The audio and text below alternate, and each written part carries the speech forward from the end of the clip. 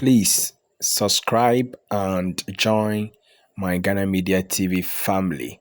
Bamode say obe subscribe na obeka yabusua no ho. Na abranti e friend say Mohammed Kudus eye Ghana ni abranti a wosi na kan ewo eye EPL English Premier League no emu. Ball boku e friend say West Ham United na ene no mu gina kwano a omone ball boku e friend say Brighton na ede eyantam so na abusuafo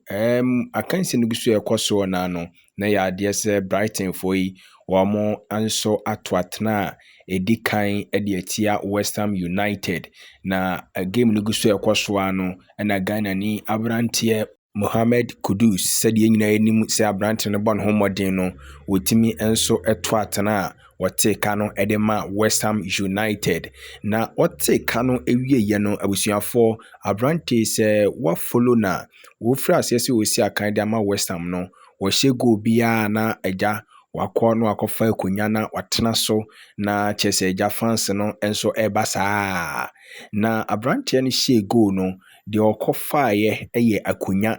a agya obetena so na ahwe akunya no sede design no na chese eye asesedwa akunya yi bia yede osono ahye ntamu design ne kama na branch no kofa ede etena so na amagana for dodo na bi adwa titiro mo ye NPP amanyoku no emma no esanse ye nyina ni se NPP amanyoku no osono no eye wono enso so ahyenso kraboa na ekoba ni se na chese ye nyina enso nim se Ghana ayeto abawie ye enche ya MDC for ede NPP for achi aka fo mo di ntwanya asem ketwa enti no amankrofo bebre ka se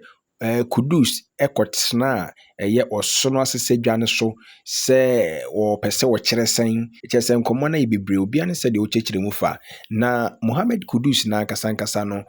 o hye goal no wie no wa kyerkyere mama wo hwe goal no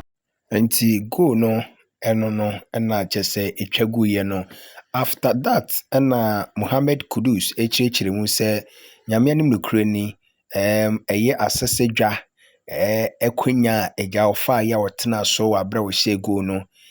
enye se de bi mo kyerkyere mu no sa na tie na emom ono de ogidi se oba Ghana asesedwa ekunya no ekunya bi a etitiru ne anintini na etena so abrempon ne nananom na ya wonom etena so enti ekyere Ghana yen amamre ne ya hyensode ne bi eno nam so bi a